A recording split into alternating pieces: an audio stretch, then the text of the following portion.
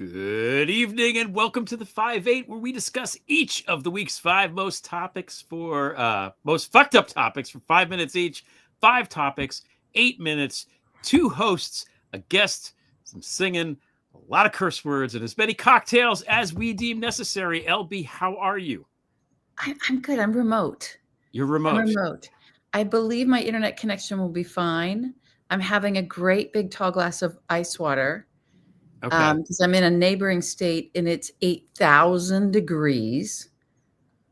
So just to be clear, you're not in Alaska. I'm not in Alaska. Okay. I'm not. I'm on the other side of the things. Okay. Of the states, of these things we still call united. I'm not sure why. Just about ready to just dunk myself into this glass of ice water, but I'm doing well. How are you? I'm good. I was moved today to wear my Ukraine shirt and my Ukrainian Institute bracelet, and I remembered I think last year when I went to Berlin, my friend from Ukraine gave me this Nemirov Ukrainian vodka, which is superior to Russian vodka because Russian vodka sucks. So I've never actually had it before. So here, Okay, cheers to that. Good taste. Mm-hmm. Let's see. Oh, it's good. It's infused with jalapeno, I think. It's got a little bite to it. Well, they do a lot of farming there in Ukraine, so they've got some fresh stuff. It's good. Yeah, it's not so bad. It does the trick. You know what I was thinking? We're going to talk about obviously all the Trump and Putin stuff, but JD Vance is like on vacation, like in England, in like, north of London. In the Cotswolds. As far away from the important thing happening as possible, really? Yeah. He's so far away from it that it's actually comic. And I wonder what if he was tempted to go or if they were like, nah, it's good, when we're like, oh, just take the week off from the show this week. I'm going to start calling JD Vance. Instead of VP Vance, he is PV Vance. Okay. He is a professional vacationer. Oh, I thought you said permanent vacation, which would be. Oh, a permanent vacationer is even better. But no, he's a pro at this now. He's doing all this on our dime. Yeah. And I understand that people get vacations and they have their jobs. And of course, but this guy's they're always going around. And every time he goes somewhere to make it look official, he gives some kind of lecture on free speech. And then in this particular case, in the Cotswolds, he then sent the Secret Service around and knock on people's doors with the local police and tell everybody they had to turn over their social media devices. And to which the people in the Cotswolds said, fuck off, cunt, right? Because you can say that if you're British, and slam the door in their faces. Like, I couldn't believe that when I read. I mean, I could believe it because I can believe all of these things now. Right. But it just was sort of like, wow, the audacity of that to be in some other democratic nation and go send your Secret Service out to knock on people's private homes on their doors and say, we need to see your social media accounts. Hand over your devices. It's also like the delusions of grandeur going on are off the charts. Yeah, like nobody gives a shit about JD Vance. Like we do not care. Lady. We don't care. Maybe the upholsterers in the North London region, maybe they care. It's good for business when he comes around. I don't know, but nobody gives a shit. Nobody knows who you are. Nobody cares, man. Nobody cares about you. Yeah, that is one fancy lady. Let me tell you. She is ready for her housewife. Oh my goodness. Show. Call Andy Cohen. Knock on his door. Mark Burnett. I think Mark Burnett has been quiet. Mark Burnett only knows how to do game shows. Mm-hmm. Can we put like JD Vance in the dunk tank and throw stuff and dunk him in the maybe water? Would that be a thing? In full makeup. Well, that's, to be expected. Watch that eyeliner run. Does eyeliner float? Okay, so we should get started. We don't want to keep our guest waiting, mostly because we don't want him to run out of wine. So we don't want him to run out of wine. Yeah, and we're excited to talk to him. So yeah, we are. Yeah. It's going to be good. It's gonna be a good show, guys. Oh, So I have to do the timer. you do. Are you? Pardon me, everybody.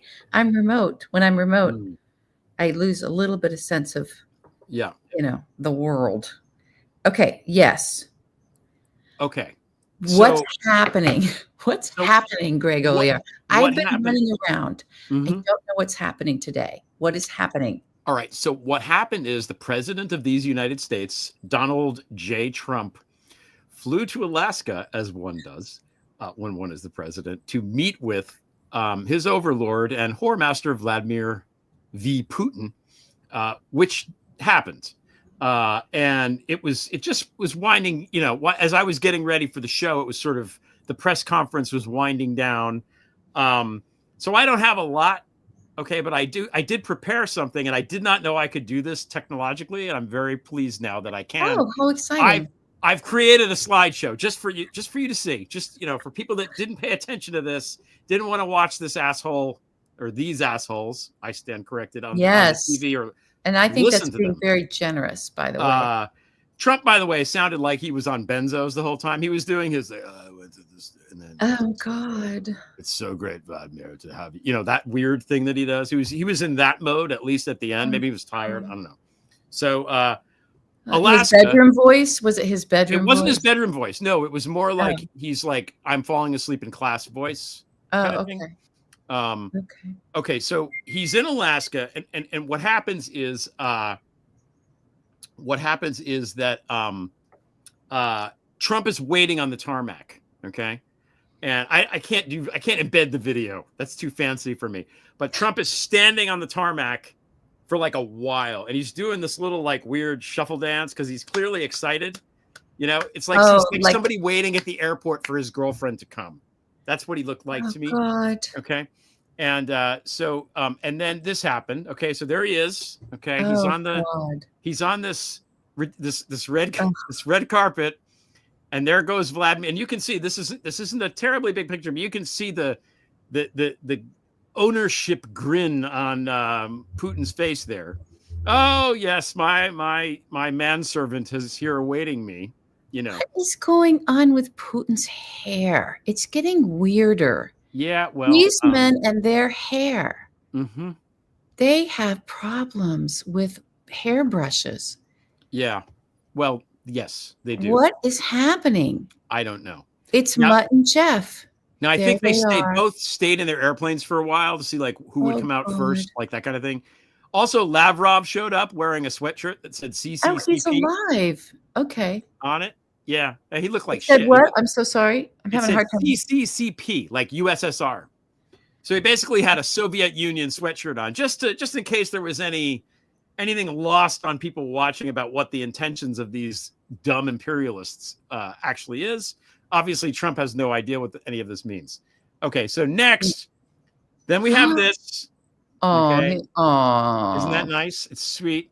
Look at these. God. You can see these over by the plane there. Those poor people have to just stand there as if this is like a really thing that requires, us to feel respect about it. Yeah, this man is a war criminal, by the way. Yes. Wanted by the International Criminal Court. Yes. With the number one crime being the abduction of 140,000. How many children? A lot. He's kidnapped all. Even more than Epstein kidnapped from Mar-a-Lago. Even more than correct. That. Yeah. Oh well, so these are the kidnappers here. Yeah, I guess that is. Yeah. Now, but thank you for pointing that out because that is true. Now we have a war criminal and a sex criminal. There they are. On U.S. soil. On U.S. soil, and then this is my favorite one. I feel like the it should be. Why don't you always love you? The stars all above you. Like God Only Knows should be playing, or some other romantic song. Like they look so happy. Like Diddy. Mitch McConnell skipping Mitch. It's really disgusting. But look at how happy they are. This might be the happiest that Trump has looked in years. Oh right? My God. He's so happy. Okay, then they come inside. Oh, look at this bullshit. They're pursuing peace. In case anybody wondered what they were doing there, they're not actually pursuing peace. it's Trump is lobbying to get his Nobel Prize. That's what's happening. Look and how tiny Putin is. He is very tiny, especially. I mean, Trump is a vast man. He's a teeny tiny. He is a teeny tiny. Okay, so they're sitting there. Okay. Oh my God. What? No. Just in case you missed the look on Trump's face, I blew it up for you. This is the president of our United States. Oh my God. Looking like, I don't know, did he get burned? What is that fucking shit on his face? I don't actually know. So I'm going to read. All right. I don't want to look at his ugly mug anymore. So I didn't really read the coverage here, and I don't think it matters because anything that they agree upon is bullshit anyway. Putin doesn't adhere to treaties. Even if Putin said, great, we'll leave Ukraine tomorrow, and Trump was like, yay, peace in our time, he ain't going to pay attention. Just like the Nazis ignored all the stuff during the Spanish Civil War and helped the fascists win in Spain, while the Allies, yielded to the treaty and didn't help the Republic in Spain, right? I'm just going to read the texts from my mom because I think this is better coverage than okay. Here we go. She's watching the press conference. Watching press conference, there's a nauseous emoji and then a vomit emoji and then an angry emoji. And then for like that one where there's the zip where you're mad about something to say. And then she says, he really sucked up to Vladimir because he did call him Vladimir. He thanked Vladimir. So happy they're on a first name basis. We are dear neighbors, says Putin. It was a complete Trump kissing Putin's ass. And Putin dissed Biden. How dare he? And Trump has no idea of our history with Alaska and Russia. That's my mom's notes from the meeting. I saw at the very tail end of it where Trump was effusive thanking these people for showing up, for God's sake, including Lavrov and all those guys. He did like a little Lavrov shout out, except he couldn't remember his name. And then he said, we'll meet soon, I hope. And Putin says, next time in Moscow, right? And Donald says, oh, that would be interesting. Oh, I'd get in trouble for that. I take a lot of heat for that, he says. So, maybe he'll go there and maybe he'll stay there. I don't know. This is one of the lowest points in the history of the United States. Yeah. That's it. I mean, we're making fun of it, and rightly so, but this is worse than Helsinki. This is a complete this is beyond disgrace. It's a disgrace. Yeah. The only possible thing good that could have come out of this is if they arrested all of these fucking people the minute they showed up and hoisted and sent them to The Hague. That's what should have happened. You mean the it's never going to happen because Trump is in charge. It's never going to happen. One more thing. I'm sorry. Hillary goes on and has a TikTok where she's like, if Trump can negotiate this, and then she lays out, like she does, the 7 things that would be necessary to happen. She's like, I'll nominate him for the Nobel Peace Prize myself. And everyone on Fox News is like, Hillary will nominate him for the Nobel Prize. And like, they just miss the fucking nuance completely. It's just the stupidity. I mean, it's not surprising, but I don't pay attention to it that much. It's really awful. It's just over the top. I just care about what Gavin Newsom has to say about it. I'm going to wait for that. I think we may have already weighed in. His press office. If anyone is missing this, the best show in town, bar none, is Gavin Newsom's press office X account, Twitter account. Yes, all caps. Mm-hmm. Fantastic. It's very. We read very them well today. done. We were dying, just crying. Mm-hmm. So good.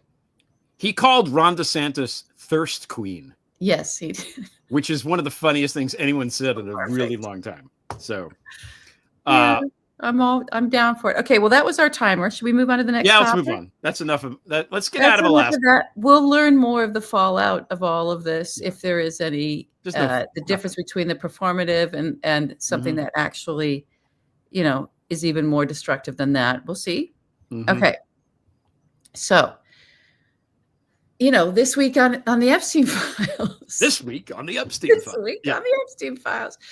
It's important to keep this in the conversation because everything is a distraction away from this. You and I were talking, and I thought I would be remiss if I didn't keep reminding everybody about who Jeffrey Epstein actually was in the financial world, where this myth of this man that allowed all of the criminality to occur. It never would have occurred if he didn't have a myth.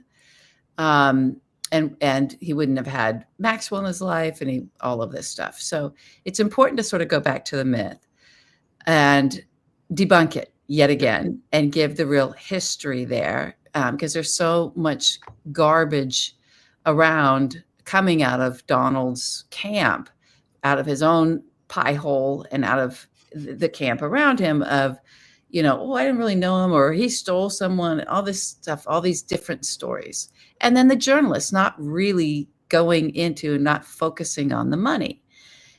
You've got to focus on the money. The girls were the spoils and the op. As sad and horrible as it is, and the victims, the survivors deserve, oh God, they're being treated so terribly. It's hard. I get stopped in even what I wanted to say when I think of them and how they're yet again being iced out of any process involving this person who's still alive that trafficked them, Ghislaine. Yep. And everything that's being released is all around. They're just left out. It's just like, God. Okay, that's my side thing. It's just so upsetting to me. Yeah. So upsetting to me. And it should be upsetting to everybody.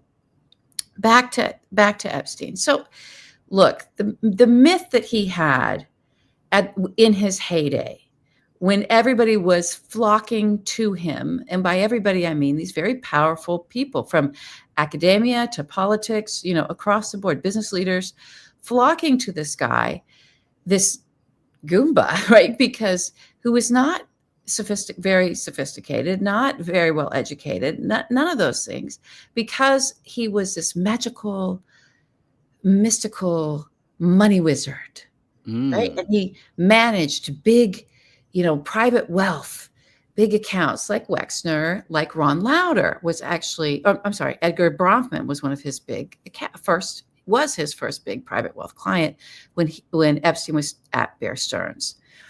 And this whole thing that he did with everybody's wealth that had everyone like, oh, he's magic, give your money to Jeffrey, he's magic.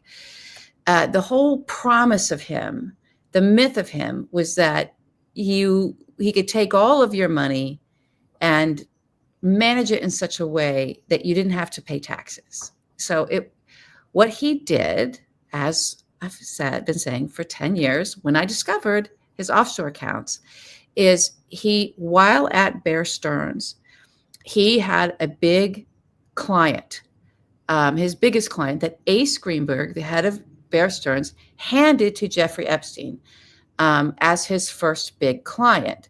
Now, he was in a level, Epstein was put in a level, here's Ace Greenberg, top of the Bear Stearns, and Epstein was slid in right underneath him. Did he work his way up? Did he matriculate through the Bear Stearns hierarchy? Did he put in his time? No. What was he, like 23? He was a teacher and a tutor at the school where Ace Greenberg's kids went, his daughter. He was tutoring his daughter, and he slid right from that job at Dalton as a tutor, teacher, into this sort of VP slot for the private wealth. And Ace Greenberg, for whatever reasons, hands him Edgar Bronfman to manage Edgar's money, the Bronfman money. This is a fortune. This was the Seagram's empire. Now, Samuel Bronfman who founded Seagram's Liquor, was business partners. These are Canadian businessmen, business partners with Meyer Lansky, who created offshore money laundering. All of that was created by Lansky and some Swiss banks.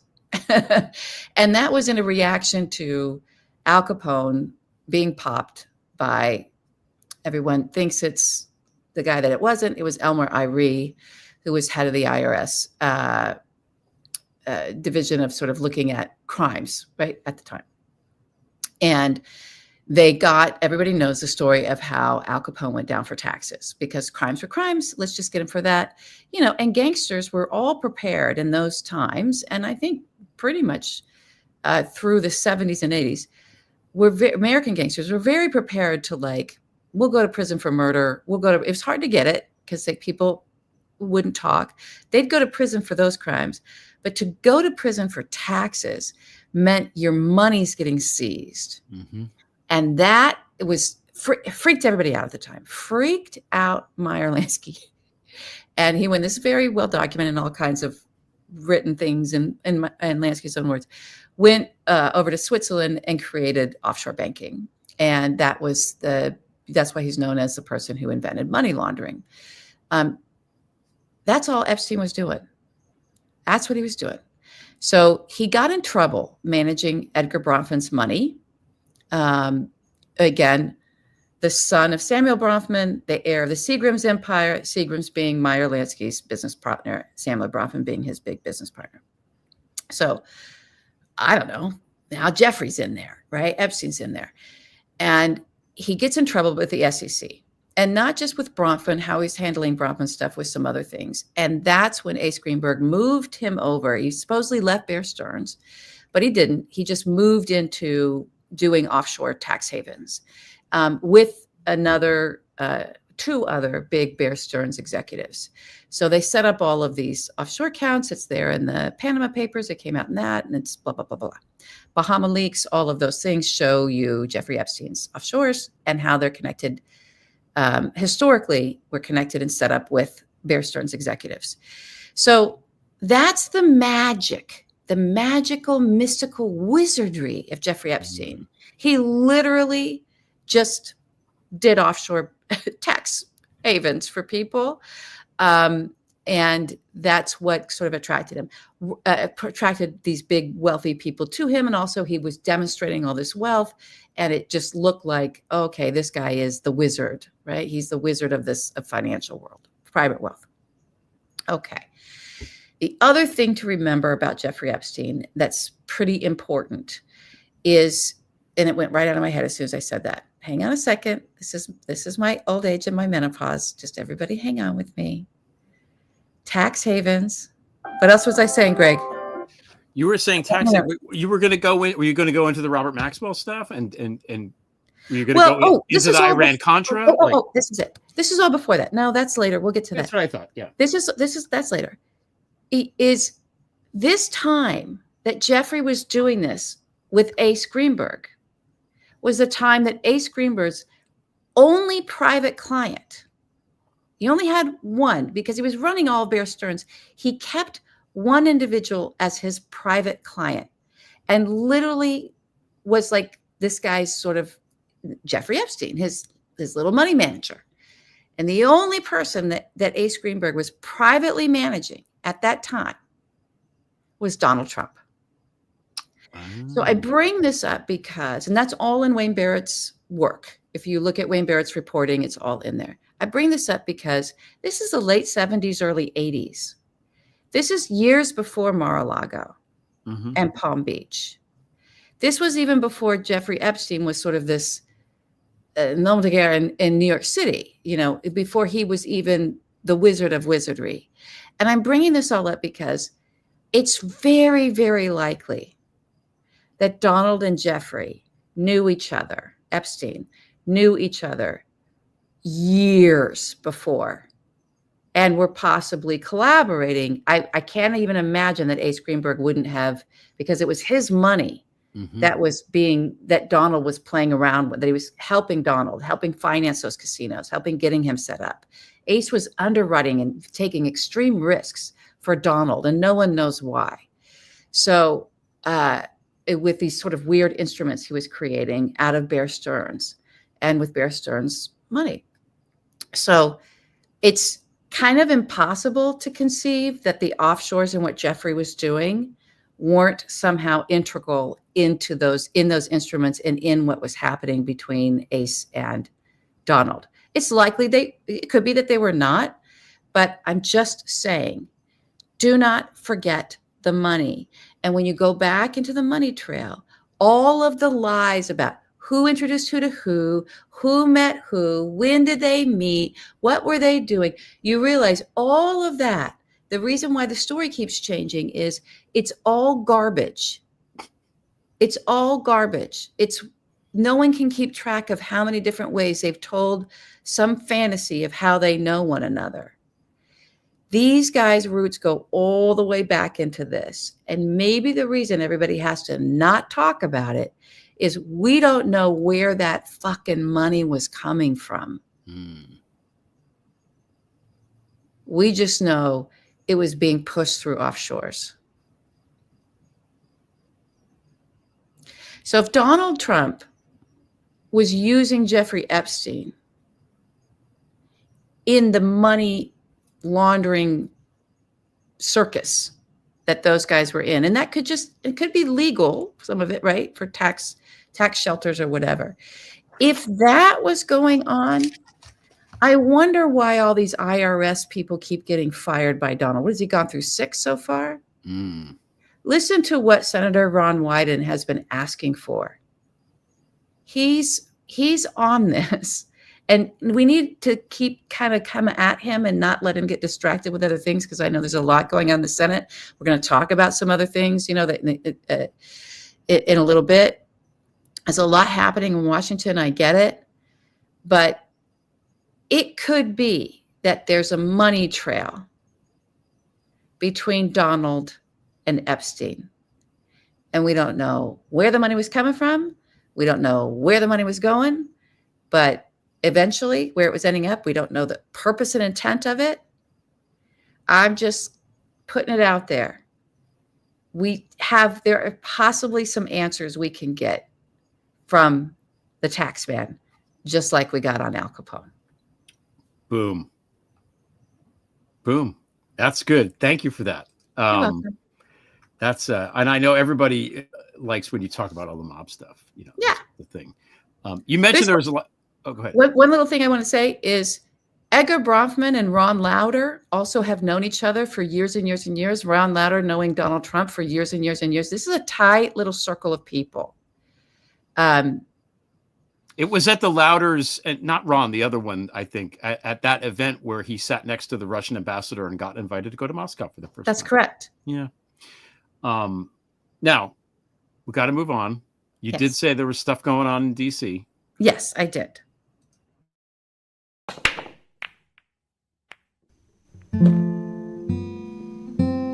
President Trump will not be deterred by soft-on-crime Democrats and media activists who refuse to acknowledge this rampant violence on our streets. We met as guardsmen at Dupont Circle. The times were hard then. Trump went berserk a little. We could have had Harris and Walls. Instead we're here 'cause some girl beat up big balls. Are we so sure that we must obey him? We're not his hostage like Lindsey Graham. And it's so hot, hot outside, gone, gone, gone, gone. We have to hope Susie Wiles will release Epstein's files and stop pedophiles like Don. Meanwhile we save DC from nothing. Yes, we protect DC from nothing.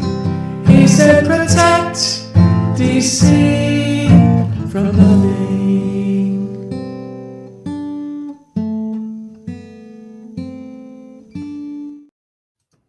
Doing the Lord's work there, Greg Olear. Chunk killing it, by the way. Yeah. Killing it. The Lindsey Graham thing, I howled. I couldn't handle it. Couldn't handle it. It was too much. Okay, we've kept our guest waiting long enough. He is a senior fellow at Fair Vote. He's the former editor-in-chief of Salon. He had op-eds the last 2 weeks in these little rags called the Washington Post and the New York Times. He's the author of Rat Fucked, Why Your Vote Doesn't Count, and Anti-Democratic, Inside the Far Right's 50-Year Plot to Control American Elections. Dave Daley, how are you? Daley. Hey, everybody. Thanks for you Hey, still got your back. wine. Okay, good. Well, I mean, as long as you're going to entertain me with, a good night Saigon parodies, I don't have to drink through that. I can just laugh. My glasses are reflecting terribly on your screen. I'm going to take That's why I put mine up here, but sometimes you have to pull them down. Yes. Yeah, I can't see anything. So, but the first question I have to ask, because what T-shirt am I wearing? Yes. What T-shirt are you wearing? Yes. I have to stand up. That's fine. John Roberts is a dumb freak. Yes. There you go. I agree. It's a fundraiser for the 5-4 pod, which does a great job. They were selling these shirts online, and I bought one. You can get every single right-wing justice as a dumb freak on a T-shirt. Nice. I recommend it. I'm just trying to think if there was if the Clarence one needed a little something extra, but Yeah. Well, I think it comes with a can of Coke. Oh. So I wanted to ask, because I wrote you, I think, after the election, and you were like, I've been curled up in a ball for a while. So I want to ask how you're doing. You seem to be good. Are you good, or is this a facade? How are you doing? I'm faking it. I'm a disaster. How are you? Yeah, pretty much the same. Yeah. Same. Yeah. I have to ask, and then now we talked about these things at the beginning. Did you watch any of the Alaska stuff, or do you have any thoughts about it? Nope. Other than I can't believe this is happening? Can't believe it's happening. I can't make myself. I can't make myself watch any cable news. Yeah. I sort of pretend it's not really happening. Denial and rosé. Yeah. It goes a long way, and I'm still here. I'm still here. Yeah. Denial and Rosé is the new title for this episode. Okay. Yes. That's if I could turn that into a Billy Joel song.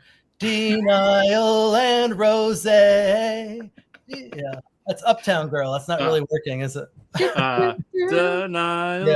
Yeah. Don't get us going. We did a whole after hours about the documentary. Did you watch the documentary? I hate Billy Joel. I know, but you should watch it anyway. Watch it. Oh God, I can't. I mean, I feel like Billy Joel's been forced down my musical for a long time. I think you should watch it. You can't even say, of all the things you can't say in America anymore, to me, the most noxious thing that we are no longer allowed to say is that Billy Joel is bad.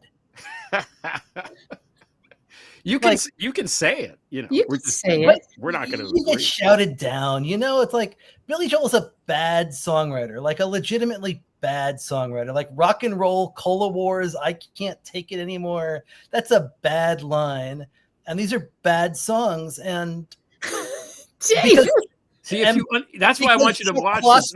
Insisted that's why you should watch it. No, this stuff is cool. No, I grew up in the 1980s in Connecticut, which is not that far from Long Island. We had to listen to all of these things. I had to pretend that this stuff was good. I had to go see him in concert. Oh my God. Oh. Which is not as bad as the Neil Diamond show I had to go see, in which he played Forever in Blue Jeans 3 times in a row. Oh. You can't do that. That does violate. Because Hartford wanted to hear it again. And so Neil Diamond played it again. This is not what you had me on to talk about tonight. It's not. We're happy to talk about it. Is not what you want to talk about. Neil Diamond got that out though. Yeah. Neil Diamond's very good karaoke though, because he doesn't hold the notes. So you don't have to be able to sing to do Neil Diamond in karaoke. He's just like far. We've been traveling far. And he should be holding home. Can't. Yeah. Anyway, we've read a far end around. Far. the topic. Steph, I interrupted you. What were you going to say? I don't know. Okay. I don't remember anything as soon as a second goes by. I am with you. So, okay. So now what we want to talk about is all this stuff going on. The Texas showdown now. There's the Democrats in Texas have left the state. There's all this chicanery going on both sides. Gavin Newsom obviously has picked up the mantle in a way that no Democrat has in a while, it seems like. What's your take on all this? Is this meaningful? Is it going to work? Is it just performative? Like, you know more about voting and elections than anybody. So you're watching this. What are you thinking? This is going to work for this is going to work for the Republicans. It's totally performative for the Democrats. And I hate to say that, and I recognize it sounds unsatisfactory and it's not what anybody wants to hear, because we've been waiting for someone to fight back forever, right? Mm-hmm. We've been waiting all this time for Democrats to realize all the stuff they've been saying, right? Don't bring a knife to a gunfight and fight fire with fire. And now that someone is up there saying, well, we're going to fight fire with fire, I'm here to say, too late, too little, not enough. Texas and California can maybe counteract each other, but the Republicans are not going to stop gerrymandering it when they're done with Texas. They're going to go to Ohio and get 2 seats. They're going to go to Indiana. They're going to go to Missouri. They're going to go to Florida and get 2 more. If they want to keep going, they could go to Kansas, Kentucky, Tennessee, Georgia, North Carolina, New Hampshire. The Democrats have nowhere to go after California. They can't go to New York because the state constitution won't allow a mid-decade redraw before the 2028 cycle. You've maxed out Illinois already. It's 14-3. Good luck trying to squeeze one more seat out there. I don't think you can do it. The state courts in Maryland have said, we're not going to let you go to an 8-0 map already this decade. Oregon, the governor this week said, we're not going to do it. Yeah, that is the sound of the air coming out of the balloon. And Democrats cannot gerrymander themselves out of their gerrymandering problem. And all of this tough talk has, I'm glad people are talking tough, but you know what it reminds me of? Billy Joel? Something else from the 1980s. It reminds me of that scene in Ferris Bueller where Principal Rooney is talking so tough in his office to his secretary, right, played by the long-suffering Edie McClurg, and he's like, I'm going to catch that Ferris Bueller this time because this is a path to nowhere.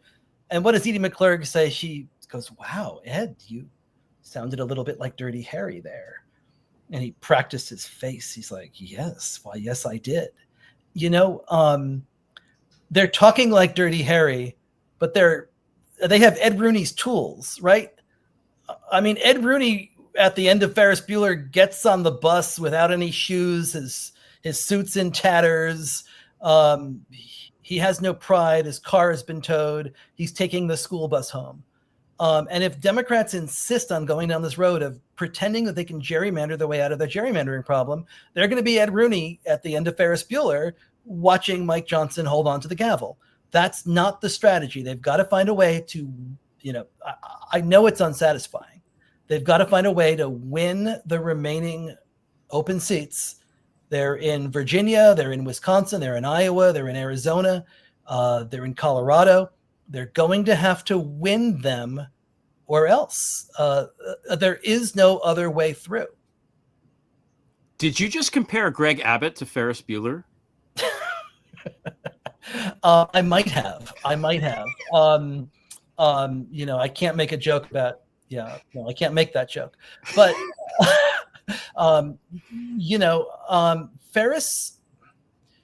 Ferris did this 9 times, right? That's what makes Ed Rooney so mad. 9 times. If Republicans want to do this, they can do this 9 times in all of these different states. They've got more options. They've got more ammo. Republicans have got California, and they've got nowhere to go after California. So all of this tough talk is gonna run out, and then they're gonna be left with, fewer targets. They have to find a way to win them. It's going to require going into these districts with good candidates that are well-funded and actual focus on doing this. And I know Democrats don't do that really well. Like we like to give $100 million to whoever's running against MTG because they advertise on MSNBC and we give them the keys to our Act Blue account, even though they lose 65-35 every single year, and it doesn't matter. We've got to stop that. We have to give all of this money to whoever's running in Iowa's first and Iowa's third. Okay, so where are there places where they're stopped doing that? Where are there places where the candidates, if you're seeing any, are 2 districts in Iowa, Iowa's first and Iowa's third. There's 2 districts in Arizona. There's 1 district in Wisconsin. There's 1 in Virginia. There's there's 2 districts in Pennsylvania, the 7th and the 10th. 2 districts in Michigan, the 7th and the 10th as well. The Don Bacon seat in Nebraska, the Tom Keene seat in New Jersey, the Mike Lawler seat in New York. This is where control of the House is going to be won or lost. Democrats are going to have to probably gain about 12 seats. We've been thinking it's going to be 3 seats. The combination of Republican gerrymandering and what the Supreme Court's about to do next, because John Roberts is a dumb freak, they're about to get rid of the next piece of the Voting Rights Act, and this is a case out of Louisiana. And next year, we're going to be talking about how they have erased black districts in South Carolina, Georgia, Louisiana, and Alabama. So whatever it is that they get out of gerrymandering now, let's call it 7 or 8 seats. We're going to add to that the 3 that they currently are ahead by, and the 3 or 4 that they'll pick up through new maps next year after the rest of the VRA is shredded. They're going to have to win somewhere around 12 to 14 seats. And the only road to do this is through these districts I've just outlined. None of them are easy, but that's the road. And there might be some surprise districts. I'm in Stefanik's district. And that's actually way more vulnerable to flipping than anybody is paying any attention to. And the groundswell of the grassroots activists and the groundswell that's happening, because I'm connected to those folks, is real. We just got to find a great candidate. But because everybody's sick of her. I mean, she's really vulnerable. There's not at the moment just almost like a potato would win. Really. I mean, she's vulnerable. And that's another district that could actually be redrawn in a way. That's drawn not in a great way. There's let me draw it. I'll get you a seat. I'll get you a seat quick. Yeah, I know where the people are, and the voters and the activists are. There's numbers. That's what it's going to have to be. At some point, we're going to have to get down to business and get to work. And the work is persuading people in the 15 to 20 districts that are still flippable. And then if we can try to extend that map a little bit in a handful of places to give a little bit of margin for error. But if we think we can match what they're going to do gerrymandering wise, we can't. It's not fair. It sucks, but it's reality. It seems like it's a cheating game anyway. But now you mentioned this thing about what the Supreme Court's going to do next. I was told by John Roberts that there's no more racism and racism is dead, and therefore we don't need the Voting Rights Act anymore. So, and that's why we can get rid of the last remaining piece of it. Yeah. Okay, so you wrote this book, Anti-Democratic, which is a great book that outlines all this. But give everybody just refresh everybody's memory for some of the highlights of the awful shit that this dumb freak reactionary weirdo has subjected the country to. The amazing thing about John Roberts is how successful he has been convincing people that he is some sort of moderate. He's just some sort of Midwestern heartland conservative, cue the John Cougar song. Yeah, grass-fed is what right. He puts himself out as. Yeah, the little pink houses for you and me, and all of that.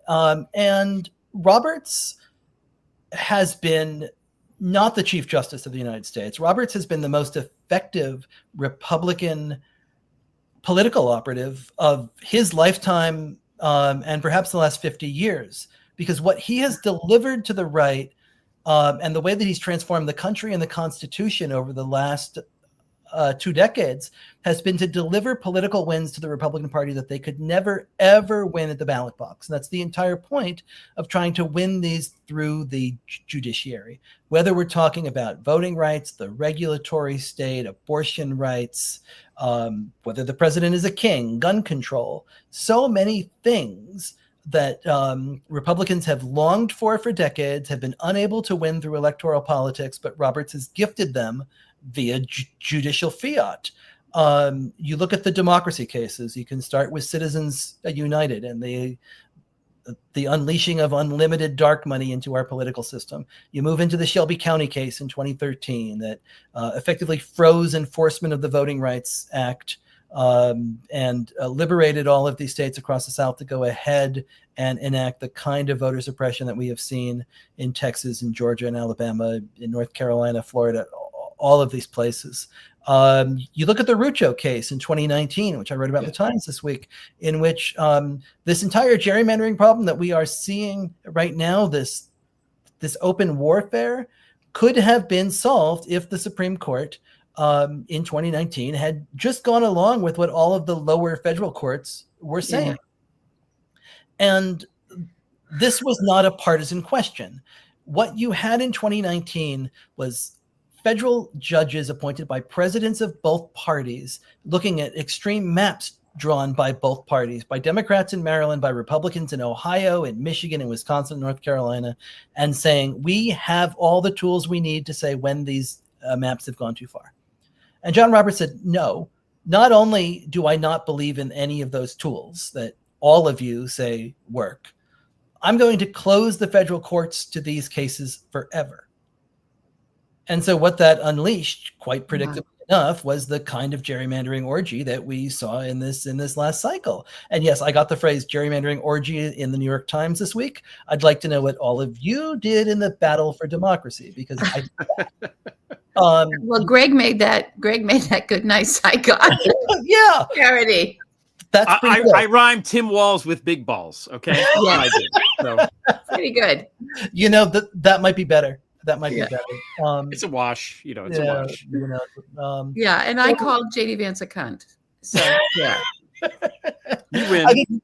I think we all win. Yeah. Okay, I was, someone else threw a Subway sub at a federal officer, right? I saw that was so wonderful. Like I did it. I threw the sub. I threw the sandwich. I threw the sub.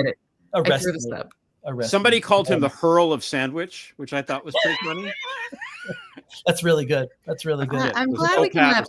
It is important. We're not making, we are serious about all this. We've been serious about all this for a very long time. All three of us in our lanes, waving as many flags and are jumping up and down and doing as much as we can to get the good word out, because it's, although you see from punditry to, as you said, you can't watch cable news anymore. I can't either. To our politicians, our elected officials, there's tough talk, as you say. There's been all this stuff, but then the lack of action, the lack of preparedness, and the willingness to just move on to the next thing really quick, as if, okay, well, I don't know. We don't know what to do about that. Why would we know how to do journalism? Why would we know how to do politics? We're just going to move on to the next thing because that's too hard over there. That lack of understanding of what the stakes are. And then now here we are. Here we are. The stakes are here. It's all come home to roost. There's nowhere left to go. We can't even use the Republicans' own playbook to out-Republican the Republicans because we waited so fucking long. We just could say, okay, we see the stakes. Okay, we'll make a podcast about the stakes. Okay, well, blah, blah, blah, in terms of people who could actually do something. And yet, none of the folks that we needed to do their jobs as if the stakes were real did their jobs. I have a story in my last book, and forgive me if I've told this story on here before. Maybe okay. Tell it again. Yeah. I have a story in Unrigged that Eric Holder told me. And Eric Holder says that on the evening of the 2012 election, or not long thereafter, he's outside the Oval Office with Obama, and they're looking at numbers. And they're confused because they all thought they had a really good election night, but they didn't understand what happened in all these states. They're like, why didn't we take the House back? Why did we lose so many seats in North Carolina? Why did we lose in Pennsylvania? We carried Pennsylvania, but we lost 13 of 18 congressional districts. They didn't get it because they did not know what Republicans were running against them. They were an election too late because Republicans won all these state legislatures in 2010. They redrew all these maps in 2011 and 2012. And then on election night 2012, Democrats were like, what just hit us? And that's the problem. And I'm not blaming Obama. No, you can't blame Obama, but we can blame other things on their mind. They were trying to win, healthcare, and we're going to blame Oprah. David, we're going to blame Oprah. Yes. The mantra of everybody's doing it in that time was also people are doing the best that they know how. If they knew better, they'd do better. That high road, even of looking at folks. Oh yeah, that was constant mantra. But instead of understanding, oh no, they know what they're doing. They know they can do worse, and they're going to do evil. Mm-hmm. This is really what you're up against. Again, these are the stakes. The bad guys are really, really anti-democratic, I should say, forces are really, really, really good at being anti-democratic forces. They're really good at it. Yeah. Thank you, Greg. Republicans know what they're doing because they have to be, because you can't hold minority rule and get away with all of the unpopular policies unless you're really good at gerrymandering and holding power through anti-democratic means. And so they've mastered it as a survival mechanism. And Democrats have believed, well, we have majorities. We will win eventually. We will just compete in the next election and win it. And, that hasn't really worked out. And I mean, I get the irony of coming on here and saying, well, the only way that they're going to be able to get through this is if they win a few elections. But that is the only way out. I don't want to cut this short but I think we've said you've given us a perfect segue into the next topic. You're gonna stay, right? You're good. You're gonna stay, right, David? Okay, great. I because here's what we really wanted to learn from you as well. So do you mind if I jump? Is there anything else you wanted to ask Greg about the redistricting and all of that? I mean, I feel I was gonna ask about what to do, but you've answered it. We got to win the damn elections, And then we need proportional representation. Well, that. Yeah, we know how to fixing the country is easy. There's like 8 things you have to do. You do them, and then we're done.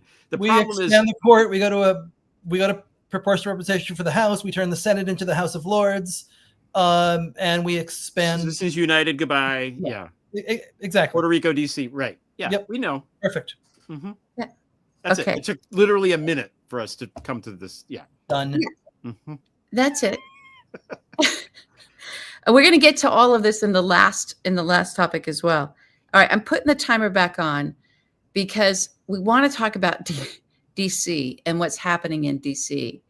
But there was a conversation that Greg and I had in our pre-production meeting. I don't even know if it was this morning or yesterday, but I asked this question. Does anybody really believe that this, what is it, $100 million, $200 million ballroom, this monument that he's building, right? His palace, he wants a palace. That's going to take probably 2 to 5 years to complete. You think Donald Trump, you think he's building something that he doesn't intend to live in? and occupy? Why would he do that? Well, he cares about the country. I'm not hearing it talked about in that way. What this ballroom, it's all just, it's a palace, it's a gross, it's audacious. How could he do that? And da, da, da. He's up on the roof surveying where it's all going to be. You think that man believes that he's not going to be living there? He's turning it into his palace. So what? JD Vance can be in there? Well, JD Vance doesn't. AOC can be in there? JD Vance wants to be on vacation. He's a professional vacationer, permanent vacationer. So that somebody else can be in there? No. Donald Jr.? He has no intention of ever leaving. Well, the Supreme Court is going to enforce the Constitution of the United States. Stand up again. Stand up again. Let's see your T-shirt. Yes, yes. Oh, God. That's the way we need to be talking about this. Can we please? Yes. No, I think it's a great point. And I haven't seen that point brought up in any of the coverage of this. No. He's not leaving. He's also, this is, it goes in, and another friend of ours pointed out, this whole National Guard and policing DC and this whole thing going down, it's not performative. It's his country club now, and he wants it white. Yeah. I'm going to say it. It's his country club, and he doesn't want to drive down the street and see any homeless people. That's right. Yeah. Or anything, right? I mean, this is yeah, it embarrasses him. Yeah. He's not giving this place up. He's not. I mean, it is. And everybody should behave as if that's it. That's the declaration. The declaration of that ballroom is, and the combination with the national, clean it all up. It's my house. Is that he's settling in for the long run. Now, I think actuarial tables are going to be our friend on this one. I don't know. Mother Nature, her aim sucks. She has not. Only the good die young, I was told by Mr. Joel, and I'm not so sure he was right. Oh, God. But I think the responsible voices in the Republican Party would probably step up and tell him he had to leave, right? Stand up again. Let me see your T-shirt again. Let's see it again. Yeah. There we go. Now, I'm gonna. Greg, what do you want to say about it? I mean, Lindsey Graham would be all like, "Oh no. I mean, we have a constitution." Yeah. Spine of steel. Yeah, I think they would all, from the ladybugs to the top of the head. I think they would all be willing to come out and say, no, they wouldn't. No, they wouldn't. I've got two things. First of all, I think he does want to make it into a palace. I think all the gilded shit, but he wants his name on everything. I talked about this a little bit. He's basically like the world's worst graffiti artist because he just wants to tag himself on every goddamn thing. I think he wants to change the name of Washington to just like Trump City. Yeah. He would do that. That's what he wants. I think partly he wants to inhabit it. He wants to, if he could make a statue of himself lying down super huge so that the Washington Monument was, where it would be, he would do that. He wants to deface the entire apparatus, the entire landscape of Washington to create an Ozymandian kind of thing for himself. But I'm going to say this also. DC historically is in a swamp. George Washington was a shitty surveyor. It's not a great piece of land. And you know how like William Henry Harrison died and Zachary Taylor died and nobody was, it's because of dysentery and because the water levels and shit underneath the White House were terrible and disease ridden. And I just feel like digging up the land that they're going to dig up to build this thing is going to unleash these weird. Well, that would be wonderful. Can we move the Supreme Court there? Yeah. Please. No, I please think do. I think it's back on the monuments thing. I do think we'll see something get erected. It'll be erected. Yeah. That would be teeny tiny, but it's there's got to be, it's got to drive him crazy to like, oh, Washington Memorial, Washington, because of George Washington. Well, what about me? Oh, the Lincoln, Lincoln Memorial. Oh, there's a Lincoln. Look at him. He's big. He's huge. You stand at his feet. What about me? I need one of these things. Yeah. So we're going to see something beyond the ballroom. I really believe it. They're going to be, it's on a baseball road trip across the Midwest with my son over earlier part of August. And there were so many things named after Ronald Reagan that I was pointing them out and said, well, this was an active campaign that Republicans had to name something in every county in the entire country after Ronald Reagan. And I said, just wait. What they're going to do with Trump is going to be even more intense. We are going to be on a naming binge nationwide, pushed by Republicans in every state to name everything they possibly can, from schools to highways to bridges to airports, after this guy. I mean, garbage dumps. I'm okay with garbage dumps. I'm okay with nuclear like waste facilities. Prisons would be fine. I think that would be okay. But that's it. I don't want anything else named after this guy. This is how they're going to whitewash this for decades, and we're all going to be driving around seething. If we're allowed to drive around from state to state or leave the country or whatever, this to bring it back to the Alaska, the little Soviet Union, reunion thing there that happened today in Alaska. It's like, that's what they want to set up. And one of the things, Dave, that we've been talking about here on the show that we're afraid of is that, not so much, it's one thing not to let people into the country. We're afraid he's not going to let people out of the country. That might be something that, because that is very Soviet Union-y. People in East Berlin weren't allowed to leave so much. So I don't know. How much more fascistic do you see it getting just based on reading the tea leaves with Roberts? I think it could get a lot more fascistic, right? I mean, look at what they're doing with the Smithsonian in the last couple of days. The news that they're going to investigate every single exhibit and make sure that its history is pro-America. And I mean, the war against higher education, the war against the news media, he has in 8 months cowed the most powerful institutions in the country. Where is the pushback going to come from? I mean, it's not going to come from big law. It's not going to come from higher ed. It's not going to come from the news media. It's certainly not going to come from the courts. It's not going to come from anybody in his own party. I don't, I wish I could see. And this is not getting any easier. The 2030 census is not that far away.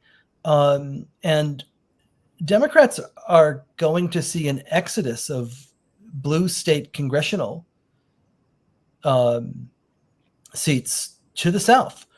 California is going to lose 4 seats, New York 2, Rhode Island, Minnesota, Michigan. These seats are going to Texas, Arizona, North Carolina, Georgia, and Florida. We know how those seats are drawn in those states. We know it's attached to a congressional district, right? An electoral vote. So political power is shifting. And Harris could have won in 2024 by holding the blue states, the blue wall, and the Nebraska oasis. That's not going to work in 2032. You're going to have to make up for those 12 electoral votes somehow.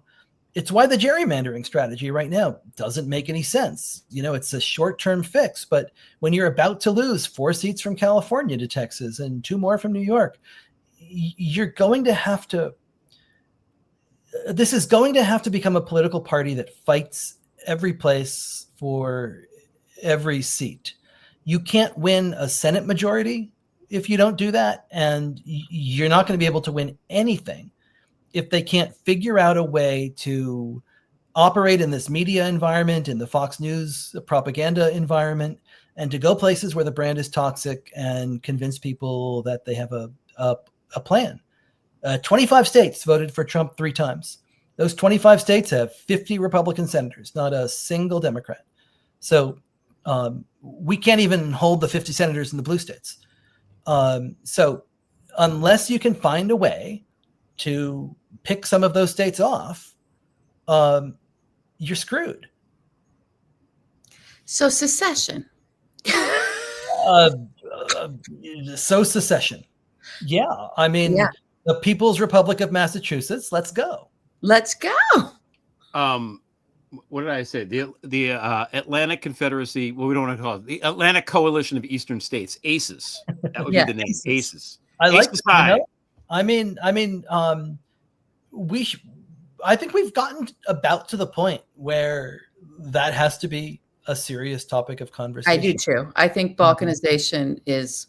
Or else blue states have to actually govern themselves like blue states, right? I mean, the economies of California, of these states on the Eastern Seaboard, would be some of the largest economies in the world.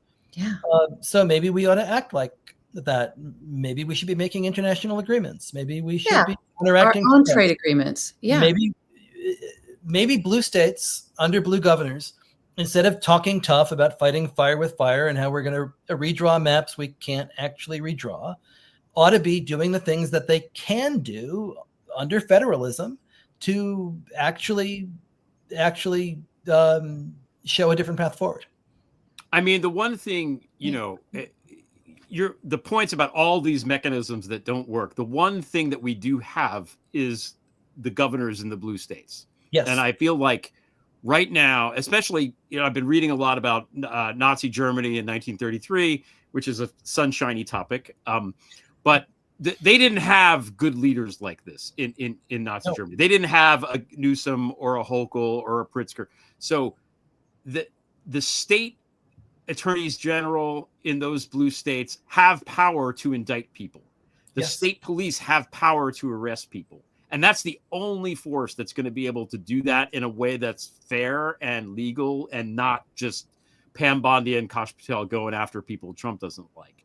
And I feel like we have to have more of that. I feel like, Tish James and others have to, get to that level of thing.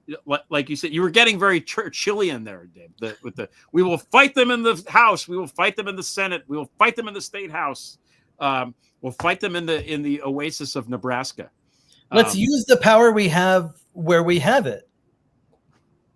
Right. But we can't, the reason why we can't do that is because if the Republicans get in power, they might do it. Therefore, we can't. Gosh, what would happen then? I don't know. I think it would be really terrible. I don't know, but it's somehow such a bad thought. Oh my God, we can't do it. We can't use our power because then they would use the power too. Because if we were to put 13 justices on the Supreme Court, the next time they got in power, they'd make it 15. I did my last all caps tweeting fusilage that I did for days on end was 4 words: expand the Supreme Court.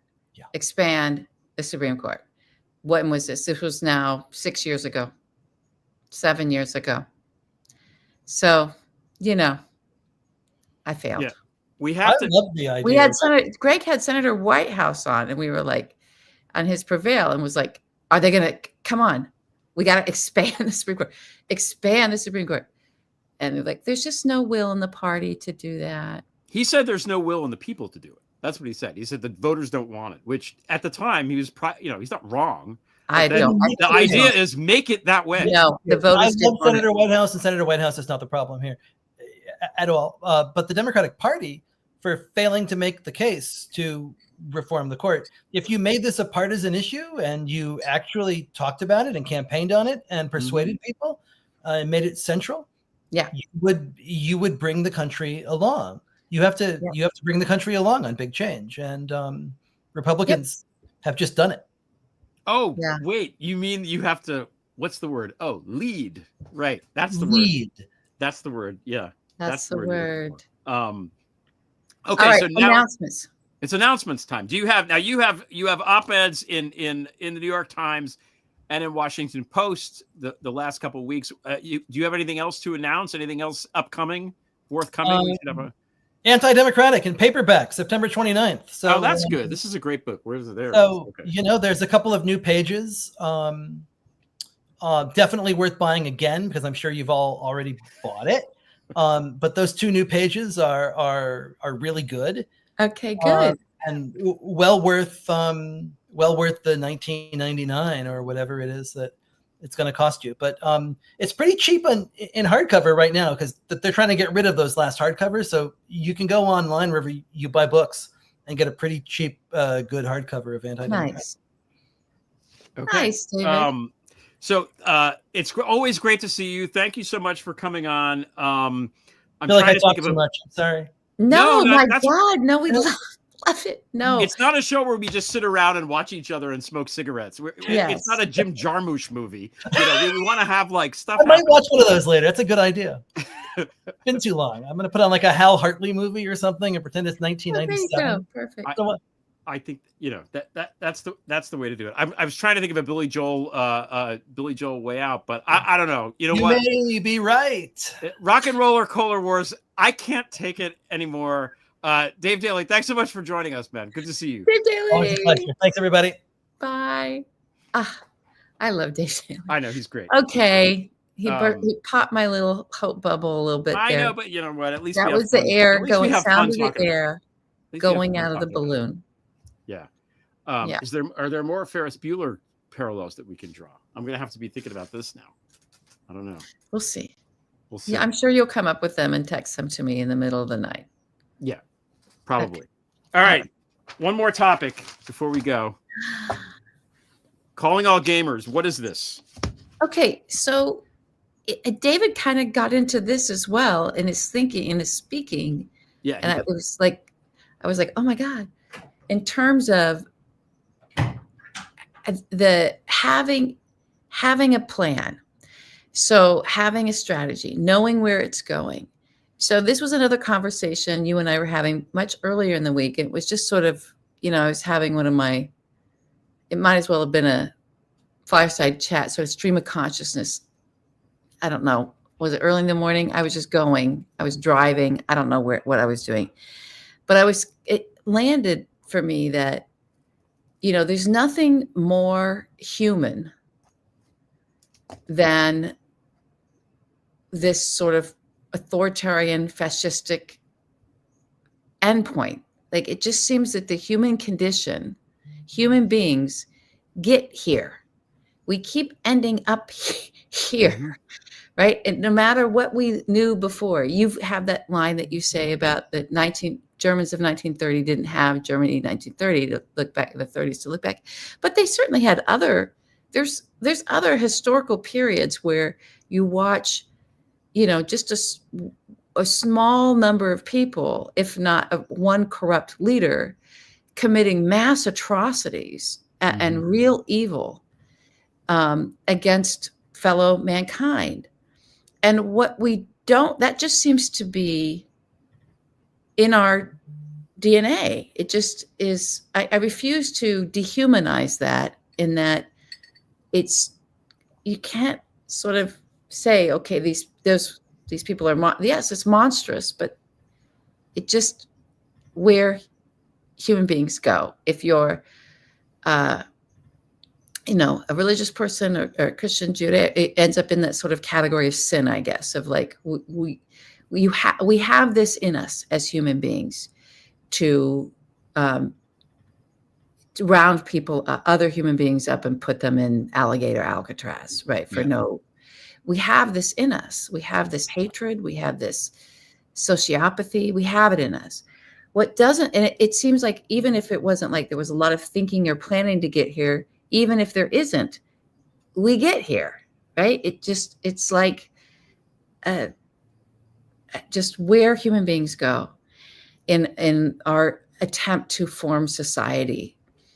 So what doesn't seem like is a natural thing is the response to that. That's unnatural. What to do about it, how to react to it. And I'm not effectively, I'm not saying, okay, yeah, we can be outraged. We can be, oh my God, we can take it in. We can have emotion about it. But there's no built-in response that just comes naturally in terms of what to do about it, other than to go, and I'll be a bunch of dodo birds and keep showing up, right? And getting knocked out and killed and eaten. It's like, we've got to, I would like for human beings, right, to have more thought and purpose put into identifying this when it's just starting and knowing how to respond to it, and have that be something that's just like muscle memory. There it is. Boop. We know what to do. We're going to do X, Y, and Z. We had this thing we did at the 5-8 years ago, when we first started, where we had this segment we would call left of boom, right? Mm-hmm. And so that's a saying from, mostly comes out of law enforcement and it's expanded, but it's a saying, left of boom is for the type of law enforcement that seeks out where terrorists might be planting bombs or a bomb going off. And so there's left of boom, boom, and then right of boom. And everything left of boom is, can you catch the people plotting and planning before the bomb goes off? If the bomb hasn't gone off yet, you're still in left of boom. Right of boom is the bomb has gone off, and there's different strategies that need to be deployed after the bomb than before the bomb. It's just two completely different approaches, right, to how you handle the situation for human beings. One is investigate, and the other is rebuild, and It's just this thing. And I just think we have been right of boom for our democracy far longer than we were ever. I mean, I still listen to people treat this whole thing that we're living through right now as if we're still somehow left of boom, that the bomb hasn't gone off and they're waiting for some constitutional crisis. You hear these pundits. It's like, no, it's gone off. It's exploded. Now what? Yeah. So then a friend of ours was saying, calling all gamers. What about gamers? They know what to do. They can come up with strategy and planning. So that's what the calling all gamers is, sort of like a wish fulfillment. It's a call to action, right? It's a bat signal of, we need some real thinking about how we respond to the evil we're up against right now. Dave Daley gave us, and you guys talked through, okay, if we're going to be in rebuild phase, these are the things we do. We expand the court. We know the list of things to do when we're in rebuild phase, but we can't even get people's brains over there. No. We can't get their brains over there. They're still waiting for the bomb to go off that went off 10 years ago. So we need some strategy, and we need some strategies to do in this moment to get everybody present to the moment, present to the stakes, and understanding what it is we now have to do. So we need sort of sets of things. We need a roadmap, and we need that roadmap to be, fluid as it needs to be as we're learning this, but as precise as it can be when it comes to calling to action and thinking about down the road what we need to do. Like, okay, we can gerrymander a little bit right now, but we've already lost the map. And so now we have to put these other things on the table and really talk about them. That kind of conversation and thinking and strategizing is, that strategery, if we call it a collective, is what I just would like us all to be. I would just like, and I think it's a hopeful thing, because you feel you can, you're dealing with reality. We're dealing with reality. Bomb has gone off. We are right of boom. And we need to start behaving that way and know what to do to the degree that it becomes muscle memory, that it becomes as natural to being a human being as being a fascist is, apparently.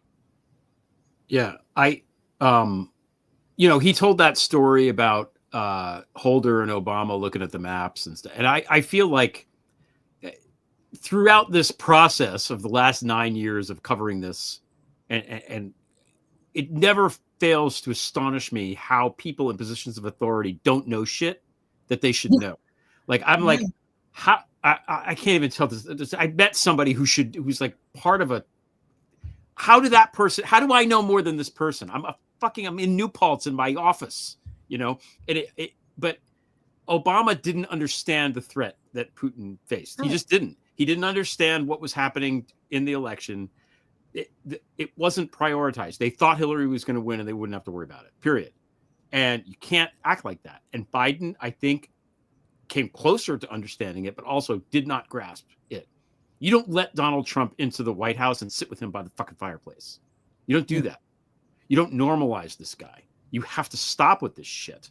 A couple of things and some things that I think are hopeful, because I know we've gone down into some dark places on this episode. But one of the problems that we have is that democracy, and we talked about this a couple of weeks ago when I had the four diplomats on, about the conflation of democracy and capitalism. And you and I have discussed this also. Yeah. But like, it's not the same thing. And capitalism almost thrives better in these sort of more right-wing, conservative, fascist systems, which is why traditionally, the United States government wanted these right-wing, systems to exist in South America because they were easier for us to deal with and make more money that way, which is disgusting and horrifying. But that's what happened. So when you honor that, when you have corporations, and a corporation is basically, when Mitt Romney said corporations are people, a corporation is a people that where empathy not only is it's written out of. A corporation is a way and a mechanism through which human beings can be like, I don't need to have empathy because I'm doing a corporate law thing now. And the corporation has to do this, even though I, as a human, wouldn't want these people to lose their jobs or whatever. It gives people permission to be assholes and to, hurt other people. That's it's mammon. Yeah. Right. Man. So, and I'm not saying that capitalism is bad. It's just, it can be tweaked, but we have to be aware of that, because when you have capitalism and democracy conflated, and you have a system now where people running for office, another thing Dave said, good people have to run for office. Good people don't want to run for office because it sucks to run for office, because everybody's digging into every goddamn thing you ever said or did, social media. The only people that want to subject themselves to that are crazy. Are nuts. So we're making it so that only sociopaths want to be politicians, and we're making it so that we're rewarding sociopathy with money in our system. Yeah. So these sociopaths, not everybody is a sociopath. There's not that many sociopaths. They're just crazy and relentless, and all they care about is this feeding this thing that they have, this need and this desire. And if that's like, look at Leonard Leo. All that fucking guy cared about was doing this weird thing with the court system. We're not like that. We come on a show, we talk about Billy Joel. He doesn't do that. That's all the guy thinks about and cares about is like Opus Dei and that. And if you're that tunnel vision, singular, yeah, you're going to be successful because that's all you care about. So, like devaluing that is a way, and I don't know how we do that. But one last thing I want to say, because we're talking about winning these elections. The one thing that we haven't accounted for is that Trump really fucking sucks. And I mean, historically sucks. And he is, as we've discussed, he is a rapist. He is a bosom buddy of literally the worst child sex trafficker and rapist of the last 100 years, if not ever. This is his buddy that he writes the birthday card to. And he knows it. Everybody knows it. And he's doing a shit ass job as president. You know, he's a stupid moron. The tariffs are fucking everything up. Everything's too expensive. You know, at the end of the day, people are in their little bubbles of shit. But when cat food is 4 times as expensive as it used to be, and literally everything you buy is more expensive, you can't blame Biden for that forever. So not while you're building a palace. No, we're going to hit a critical mass of people. Something is going to happen, I hope, that will get enough people to be like, fuck this guy. And they will go and vote for the Democrats. I hope so. That's what that happened with Hoover. It happened during the Depression with Hoover. Hoover was so bad that he cratered in the election, and the Democrats took over, and that everything that's good about the world here came out of that for the most part, right? And that's what these guys have been fighting against ever since. We need to get back to that. We need to have we're due. The pendulum. Are they going to get rid of the pendulum in the Smithsonian? Because that's my favorite part. That Smithsonian pendulum. Maybe Trump can go study it and make sure that it's historically accurate. Don't put his face on it. Maybe actually, will RFK? Will it be okay for RFK? Because is he flat Earth also? You know, because it proves that the Earth is not flat. Anyway, you know, the pendulum swings back. It just does. And it does historically too. You know, there are these moments of darkness and fascist stuff, and it swings back. I think what you're actually saying is. Oh, wait, hold on. What am I actually saying? We're going to get through it.